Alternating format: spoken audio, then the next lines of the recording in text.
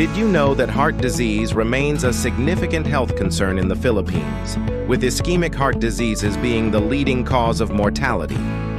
In 2022, ischemic heart diseases accounted for 121,558 deaths, representing 18.3% of total fatalities in the country. High blood pressure, elevated cholesterol levels, smoking, obesity, and diabetes are significant contributors to heart disease. Lifestyle factors such as poor diet, physical inactivity, and further elevate the risk. Here are some key facts about this illness. Magandang araw po sa lahat. Ako si Dr. Maria Cristina Manalili Pamplona, isang internist cardiologist ng Fatima University Medical Center. Ang buwan ng Pebrero ay tinatawag ding Heart Month. Kung kaya't ating pag-usapan ang isa sa mga pinaka-common at isa sa mga pinaka-nakakabahalang sakit sa puso, ang coronary artery disease. Ang coronary artery disease o coronary heart disease o CAD ay ang tawag sa sakit sa puso na resulta ng pagkakaroon ng bara sa ugat o mga ugat na nagbibigay ng blood supply sa puso.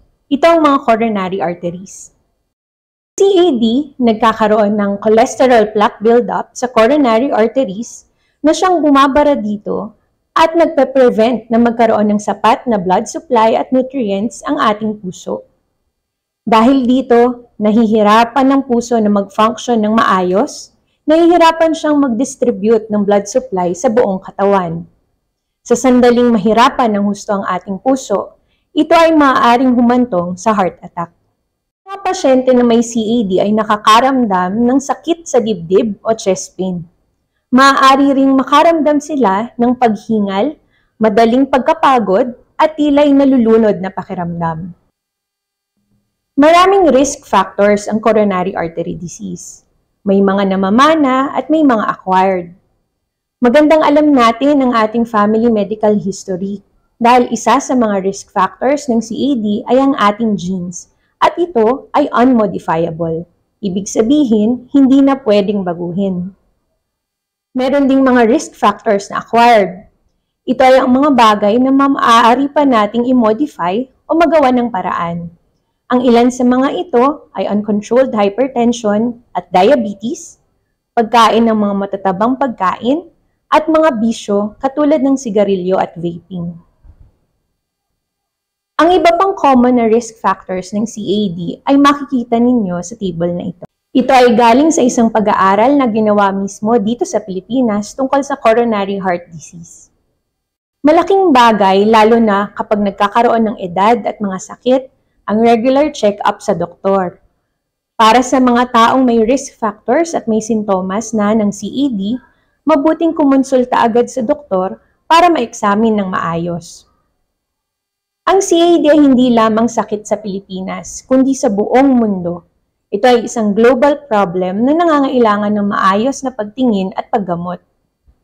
Ayon sa isang pag-aaral ng Philippine Statistics Agency, ang sakit sa puso ay ang #1 leading cause ng pagkamatay dito sa Pilipinas mula 2010 hanggang 2022.